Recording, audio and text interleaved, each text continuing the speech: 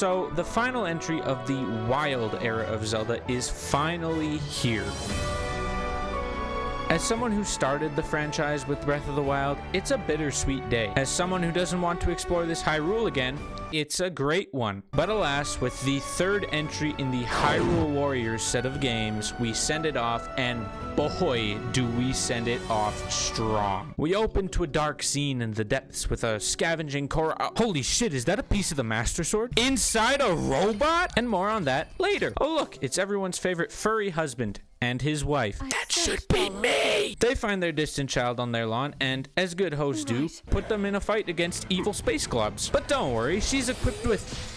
What the fuck is that? You're saying Raaru owns a whole kingdom and he gave Zelda a sword with erectile dysfunction. These are called shades for the record. They're really cool, but they don't get explored, so don't grow attached. But it's okay. Dysfunction be damned, Zelda can still cook, so parry this, you filthy vermin. Then you get introduced to Miss Forgettable. She exists. Zelda gets her fashion going and you talk to the smart furry, but all she does is steal Zelda's Nintendo Switch. Here's Typhon, forgettable. Here's Keenum, also forgettable. But hey, here's someone, the Goron Sage, Agriston. He's not high, I promise. I think. You get introduced to Sync Strikes, aka the power of friendship, or as your enemies would know them, the cold and cynical jaws of death. They're perfect. I love them. Breath of the Wild opening parallel. Rah! What did I expect myself to say there? What the fuck was that line? You go into the depths and get introduced to Zonai devices, which are much less cool than the signature character skills that they share slots with, but oh my Hylia,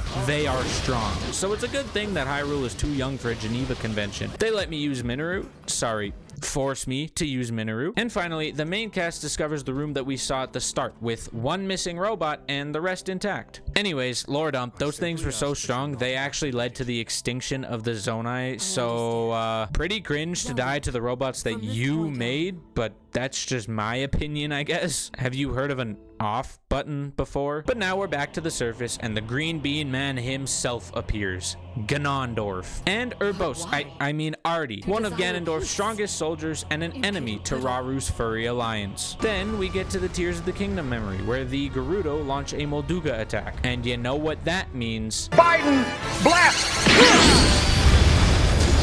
Artie and her forces actually flank around the back, but of course we beat the living piss out of them, so... But before we can kill them, their boss tries to do it. Just when hope is truly lost for Artie and her, like, 2 soldiers remaining, we finally see what the Master Sword fragment did to that robot. It made a Link bot, or as I will call him, Loink. Loink has been traveling with Calamo, the Korok who found him at the start. Calamo just wants to find a place to lay his roots and remain forever, whereas Loink is more of a swing first, think of regrets later kind of guy. And that's exactly what he does. Swoops in and saves Artie, no hesitation, no plan, just war. Get used to this behavior from Loink.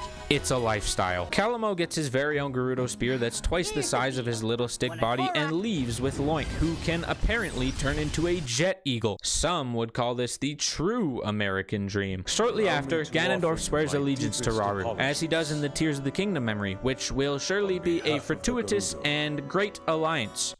Right? Everyone? 6 months pass, and back in the depths, Zelda and Minoru are doing some research on the dormant Loink bots, and then Zelda enters. Wait, what the fuck? Ganondorf's puppet of Zelda slips into this room and decides to take one of the Loink bots for a test drive, imbuing it with Ganondorf's gloom and letting it escape after destroying the remaining Loink bots. So now there's 2 powerful robots running amok, but one is a virtuous hero and the other is a rabid dog on steroids. Back at Hyrule Castle, people still don't really trust the big green bean with evil hair and an evil name and evil soldiers and evil intentions as seen in that evil voice of his. So Raaru does like a 15-year-old on Instagram and stalks him, following him on a mission that he's supposed to go on. Spoiler, his ass is not on that mission. All the while, the forgettable character mentions that there's a second Zelda roaming the castle, while Zelda and Sonia are alone there. Wanna guess what Tears of the Kingdom memory this mission ties into? Raaru finds out he's been duped and rushes back to the castle to hopefully save his wife, but before he can get to her, the little rabid dog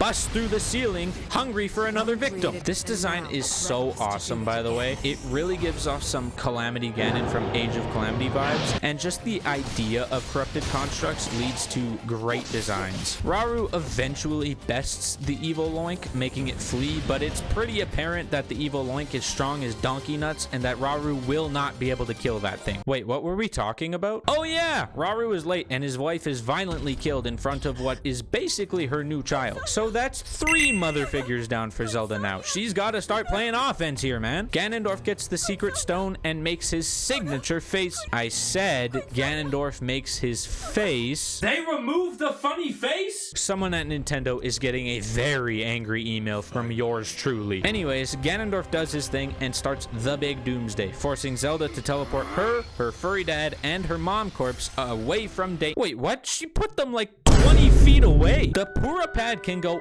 anywhere, and she chose this? Ganondorf could still trick shot her from here. It's at this point that they introduce the territory war system, where you have to play like Britain and conquer everything. It's supposed to be this back and forth mechanic where you struggle with Ganondorf to hold territories, but over my whole playthrough, I didn't lose one because I think if I lost a territory in this kid's game, my ego would have gone into cardiac arrest. But nonetheless, telling Ganondorf that shit ain't sweet over the course of this game is really fun and a welcome change to add some depth to the overview map. Anyways, now that his ass got evicted, Raaru decides to pack up his kingdom and its people and take them to Tanagar Canyon for the Forgotten Temple, because everybody knows the most tactical place to put your entire population of your kingdom is at the bottom of a canyon with one way out and infinite high ground for your enemies. Did we not learn from Anakin Skywalker? From this point on, Hyrule is scorched earth, soaked in the blood moon's red, and what comes with that is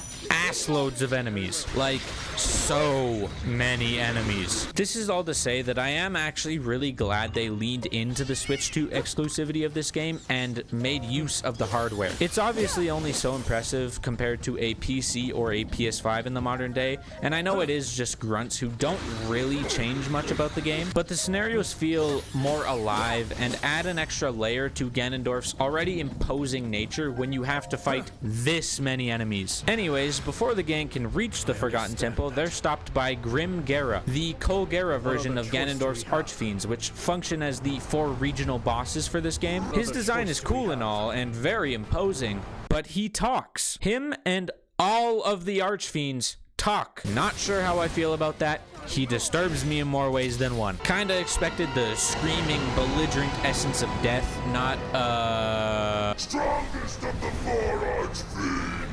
Raaru hears that sexy voice and decides that he would kick their ass so they can't advance. Man, if only we had another set of characters boasting immense strength and fighting for good. Oh my god, is that a Korok riding an eagle? It is. Kalamo and Loink are on the scene to be the better main characters and kill everything that they find. On top of doing that on the ground, you get to pilot the Loink Eagle, or as I have crowned it, the Legal, and this is euphoric. There's a beam clash with a Gleeok. It may be called illegal, but what it does is not so. Also, if Kalamo didn't actually want to be here like he says, he 1, shouldn't have been so goddamn strong, and 2, shouldn't have brought the bees of damnation and doom in his back pocket. Seriously, these bees are killing disciples of war. The same bees that were doing half-heart damage to Link 1 game ago. Regardless, Loink and Kalamo clear the ground and the skies and beat the brakes off of Grim Gara, who did not kill me because this is a children's game and that wouldn't happen to me. Grim Gara flees, and so does Raaru and the gang, using the cover of war to finish their travels to the Forgotten Temple. Did you cry enough about Sonia's death yet? No? Well, don't you worry, because Big Daddy Nintendo's got enough reminders to give you trauma over a wife you didn't even have. Zelda picks up on the Loink construct and wants them as an ally, but Raaru, having seen the evil Loink, is clankist and says he doesn't want any printers in his army. But there's no time to waste. If Raaru doesn't want Loink as an ally, he still needs allies, so they move to the Zora wetlands. Enter Kia, not the car. She's the daughter of a king who died 10 minutes ago to the evil Loink. She has the light skill trident. Wait, hold on. She's kind of busting ass. Let her cook. Oh my god, she's so cool. Wait. Wait, why is she a narwhal? Yeah, so for every point she gets for being cool, she loses another for having a little noodle horn strapped to her forehead. But that don't stop her from being useful, especially against the enemies who are covered in what the game calls sludge, but you and me both know that that's fecal matter. Ganon had to empty the tank somewhere, I guess. With her, you face down Grimturok, who also talks, but gets back a lot of points for being better than Mukturok in literally every way, because who actually liked that thing? Kia doesn't take much convincing, and she takes up the cause, along with her father's funky helmet. Don't really know how the horn is gonna fit in there, but go off, queen. Also, this isn't main story content, but after this, I unlocked Lago, the most basic Zora swordsman, but also the best side character because he's made to run the fade and wins every single time. Now, we see that after defeating Grim Gara, Loink and Calamo set out to Hebra to go kill some more stuff, as Loink does. It's here that we meet Rafika, the Rito sage and victim to the worst barber in Hyrule. Through that god-awful do, he's pretty cool and has some history with Calamo, so that's neat. He also doesn't discriminate against Loink, unlike some people, and together they save Hebra. Loink then sets his sights on Death Mountain because, as the name would suggest, he seeks death and destruction. And what do we find here? Moragia. You know, the 3 worms that came out of Death Mountain in Tears of the Kingdom and did literally nothing. Well, at least they're kind of cool now, and you can thank them for that because they bring you another flight section! My god, these things are fun. I don't care how easy they are. With the destruction of Moragia, you save the Goron's asses, but Loink immediately flies away to the Korok forest because I guess he's above landing these days. Shortly after, Raaru and the gang move in on Death Mountain, only to find out that the legal did their job for them. Anyways, we clean up the table scraps and get Egriston to join our cause. You know, the poet who delivered the classic, "I'd like nothing more than to smash the Demon King." Me too, man. By then, Loink has already cleaned up all of the monsters in the Korok forest and decides, against Calamo's will, that they're going to the Gerudo desert next. Back at the Forgotten Temple, Zelda is picking flowers to commemorate her 3rd dead mom, and this causes Raaru to have hallucinations. This is what one night without a wife does to a fella. All jokes aside, this scene is really great and contributes further to the development that this game gives Raaru and Sonia's adorable relationship, as well as Raaru's grief and Zelda's position in all this, being a time traveler and all. Sonia told Zelda before she passed that she might have to guide Raaru through his grief one day, and trust me, this line comes back up again, and it is perfect when it does. Anyways, the Rito left in Korok Forest are apparently facing more enemies, meaning Link's dog ass left before he actually finished the job, and so now Zelda's gotta go clean it up, and off she goes. Zelda takes Egriston and Kia with her, and this gives 3 of the 4 sages a chance to meet up. The Avengers are nearly assembled. You know, the 4th member just hates our guts and tried to kill us a few hours ago. The Korok Forest is adorable in this game, with a bunch of little Korok-made structures and homes, and that's why I'm really glad that nothing is going to happen to it over the course of this game. Right, Nintendo? Anyways, in the now, Grim Gara is in the center of the forest, and since Zelda does not play about this shit, she kills him in cold blood. You aren't running from this, asshole. Back at the Forgotten Temple, one of Artie's soldiers comes seeking Raaru's help, because go figure, the Demon King absolutely rinsed them, and they will die if they keep this up. Raaru accepts to go help them in the desert and picks up the 3 sages on the way. However, Artie is a raging racist against the furry gang at the mere sight of them. Holy shit, Nintendo, chill with the segregation, guys. But she has no choice, so we help her, and this is when you unlock the best sage, because lightning is just always cooler. On other cool topics, Loink is here. After Artie reluctantly joins the gang, we finally get to have our 2 main groups meet up, with Zelda recognizing the Master Sword source of power in Loink disturbingly fast. No theories, no hesitation, no, none of that. She just... A shining shard? That means... my theory was right. I suppose it makes sense because we come to figure out that she actually teleported a piece of it into the past, so that's how it ended up in Loink's chest. Loink finally gets upgraded from the mysterious construct to the night construct and gets the privilege of not being butt-ass naked anymore. But while our heroes sleep, evil Loink looms. Or not really looms. He kamikazes into the ground trying to kill everyone. Anyways, Raaru is like, holy nuts, he's gonna tear me a new one. So he retreats. This is a common theme for this king. But Loink is on more of a hell nah. He stole my identity, so it's fade or be faded. Calamo, of course, doesn't leave his bro behind, and this scene is just so good, man. Loink walking towards the danger while everyone else runs away. The stare down with this rabid force of malice and anger versus the spirit of the sword incarnate. It's so perfect and demonstrates so well just how tied within the concept of courage both Link and the Master Sword are. He might not be here,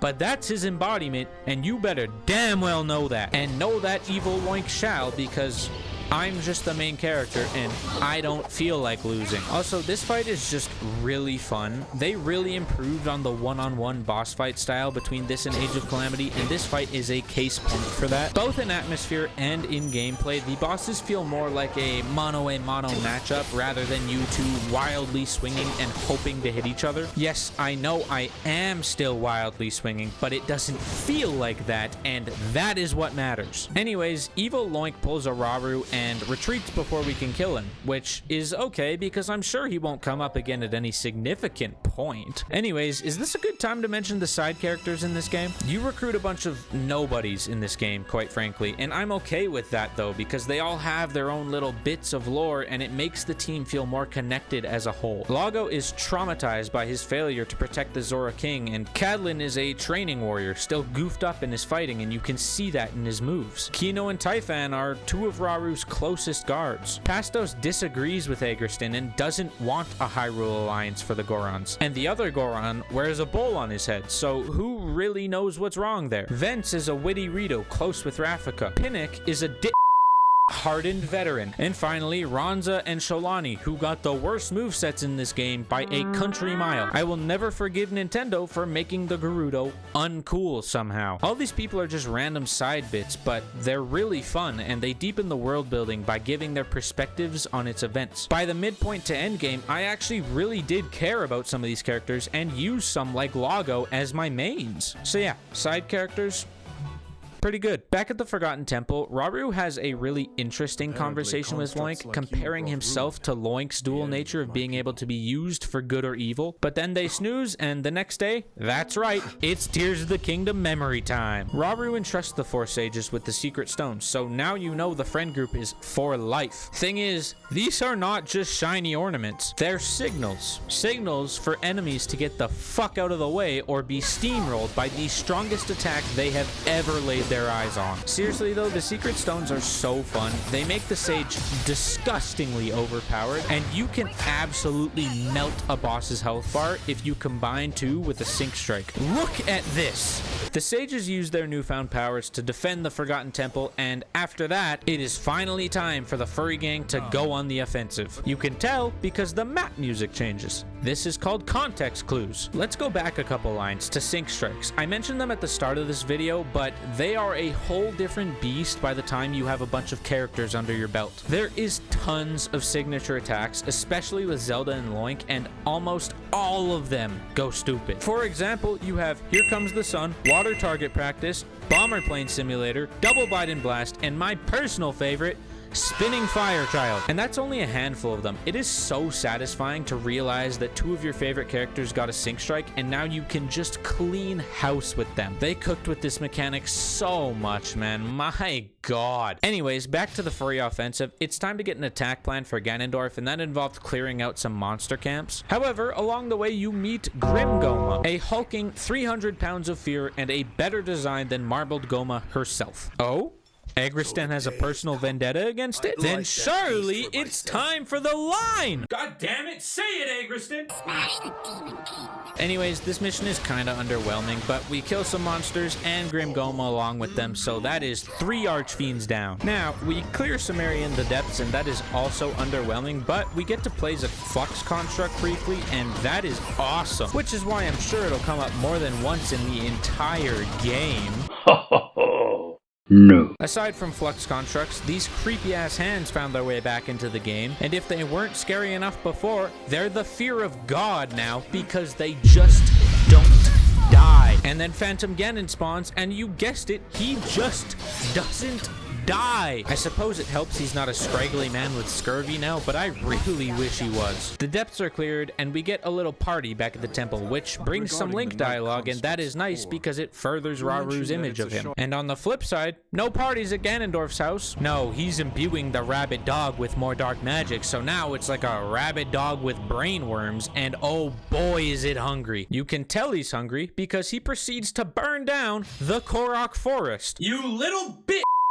So now my beloved Koroks are all gone, and he left Grim Gibdo, potentially my second least favorite moth of all time. You'll probably never be worse than the sun. We save the Korok forest on some Avengers level of copium and kill Grim Gibdo, but Calamo is sad about his home, so I am sad about his home. On the bright side, with the 4 archfiends dead, Raaru declares it's finally time to make our move on Ganondorf and end this once and for all. But first, strategy meeting. Long story short about the strategy, they'll try to kill him at Hyrule Castle on the Great Plateau, but if they can't, they're going to lure him into the depths, because in the depths there's a potent amount of sacred power which will make Zelda and Raaru stronger and give the gang at least a fighting chance. What's funny is they know this will work because Ganondorf is way too cocky to not follow them into the depths even if he knows it's a trap. Ganondorf really embodies the idea of mama didn't raise a pussy, and you know, I'm here for it. But first, to get to the Great Plateau Castle, the gang boards the Stormwind Arc and the fleet of ships that you use in its ascent in Tears of the Kingdom, which is just such a cool idea. I loved the practical use of what is otherwise static set pieces. On the way, Calamo and Loink play airship defense, which involves 1v1ing a King Gleeok, which was metal as hell. I mean, what did you expect? This still is and will remain this game's best duo, and I will die on that. But before we arrive at the castle, there's a problem. They're back. The Archcucks. Every single one of them. He cheated! He didn't even get the reboot card! So yeah, a small problem, and then a big one. It sees us. The rabid brainworm dog. It sees us. May the universe save us, because we know damn well God couldn't if he tried. But we make good steps because Grim Gara attacks the Stormwind Arc before it arrives. You know,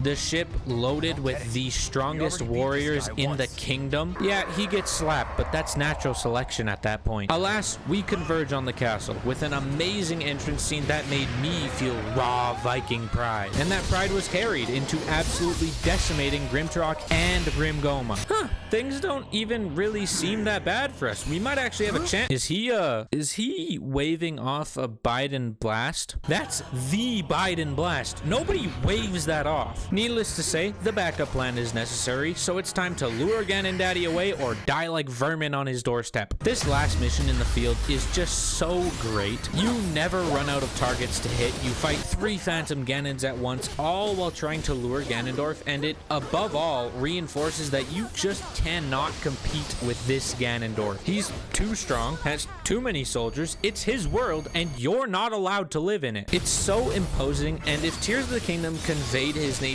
this well, I think that story would have gotten a lot more respect just based on the hopelessness vibe that it was going for. Finally, Raaru, Minoru, and the sages lure Ganondorf into the depths where they'll have their last stand against him. In this moment, it's actually revealed that Calamo and Loink volunteered to stay on the surface as to stop Ganondorf's army from following them into the depths and just tilting the scales of the fight. A class act for character development in Calamo, and a setup for one of the best endings this game could have possibly had. We take control of the duo and fight Hinox after Hinox, Lionel after Lionel, just decimating forces until finally it's time to stare down Grim Gibdo, the last remaining Archfiend. Like typical, Loink does what he does best.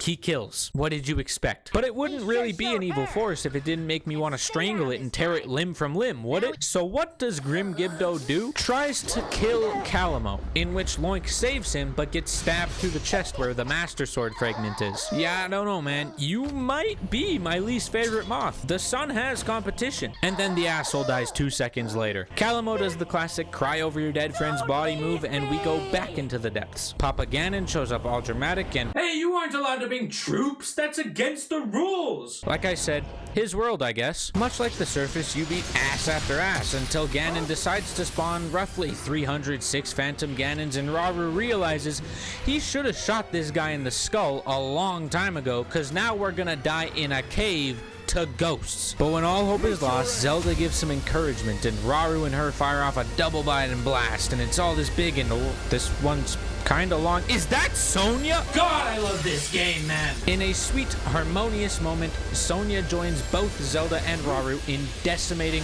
all of the Phantom Ganons together. It's also in this moment that that line I mentioned way back when about Zelda helping Raaru through grief comes back up, and it's awesome. Not to mention, the Tears of the Kingdom main theme comes in while you're putting belt to ass, and it just is so magnificent. It's such a good moment. They actually had me feeling like I could defy the laws of history and just win this. And then Ganondorf faces you himself, and you see his health bar go down in nanometers. So that hope is slowly sucked away as you return to knowing you are witnessing a king mid suavemente. Regresé de entre los muertos con música de YouTube que cumple con los derechos de autor. Disfruta de la gloriosa suavidad conmigo bajo mi gobierno. Viviremos. Yeah, he does not play. This fight feels like it goes for hours, and he doesn't even take a scratch. Do not ask me how Link did this alone. Ganondorf fires off his gloom beams and cooks the entire team with no effort. Yes, we see the aura. You can just kill us already, man. And finally, once beaten down and broken, Raaru gives the signal. So yeah, it actually turns out this arm raise that he does was a premeditated signal that he discussed with everybody, which would signal that he needed a distraction because he was gonna kamikaze seal Ganondorf. In my opinion, this is a relatively small change, but it definitely enhances this scene and explains a lot more why Zelda had such a detrimental reaction, if you will. But before any intimate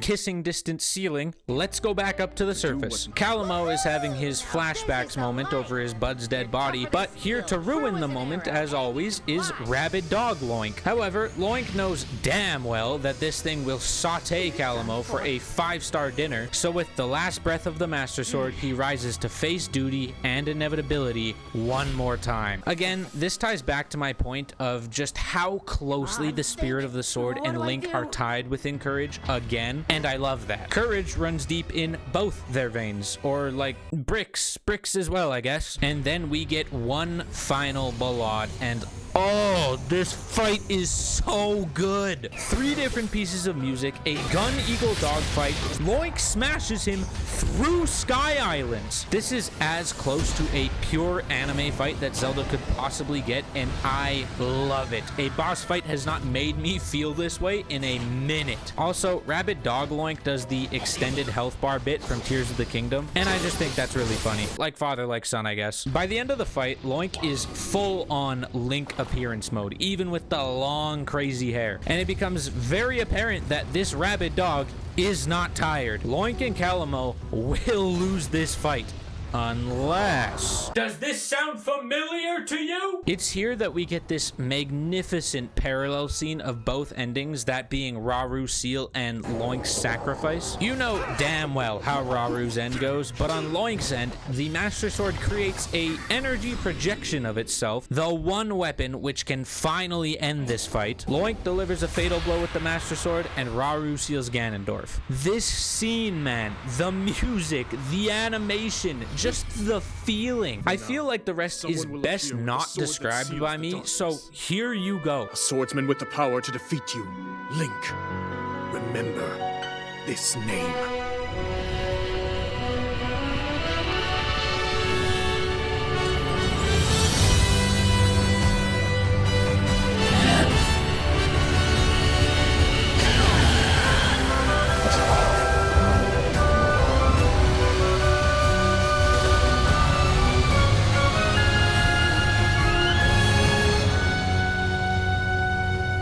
I don't care what you say, this is one of my favorite Zelda endings ever. It so perfectly represents how Raaru's faith was well placed and how Link will come along later and will have the courage to take this fight on. But what comes after is just as good, maybe even better. Loink's Master Sword piece shatters after that last slice, and it leaves Calamo absolutely devastated temporarily, until he decides that he's found where he'll lay down his roots. Right here, with his best friend. This is such a good character conclusion for Calamo, and one of the reasons he was my favorite character when it was all said and done. In a later scene, we see the tree that he becomes in a time well before Breath of the Wild. As of making this video, it's most commonly believed that he is the ancient tree stump that's in the left of Hyrule Field. There's a Zelda Notes entry to back this up, stating that there was an ancient spear found within the ancient tree stump, which is most likely the Gerudo spear that Calamo was given at the start of the game. Not to mention Zelda Notes coming out only so recently means that they had time to implement this lore in there. I personally would have much preferred he grow into the Deku tree. I think it would have rounded out his character a little better with his whole aspect of learning to protect others and care for others instead of himself, as well as his glaring devastation when the Korok forest was burned in the story. But regardless of what happened, he's still my GOAT and he will remain that way. And lastly, the explanation for the Loink construct being absent in Tears of the Kingdom's history is explained through Minoru wanting all records of it shattered, because if they fall into the wrong hands, they've seen what it can do, and that could end the world. It's not a perfect reason, but understanding what they had to work with, this is a more than desirable explanation in my mind. And when it's all said and done, this game is